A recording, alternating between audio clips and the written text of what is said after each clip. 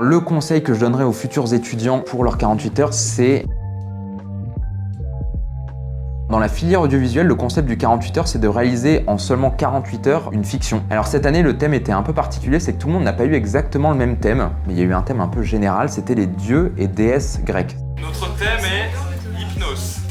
Donc ils avaient un thème et deux contraintes. Donc ils avaient une contrainte sonore qui était une musique diégétique, donc une musique qui est dans l'histoire. En plus de ça, il y avait une contrainte visuelle qui, elle, était un reflet, un plan avec un reflet.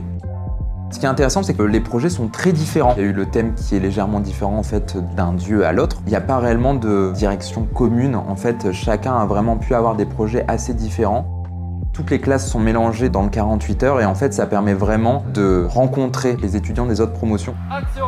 Le conseil que je donnerais aux futurs étudiants pour leurs 48 heures, c'est il faut quand même se préparer à un 48 heures. Et en fait, ce qui se passe, c'est que, ok, on connaît pas forcément son équipe, mais on sait qu'on va avoir besoin notamment d'acteurs, qu'on va potentiellement avoir besoin de lieux. Et du coup, c'est ça qui peut être intéressant, c'est d'anticiper ses besoins pour pouvoir avoir déjà des éléments de production qui sont déjà concrets.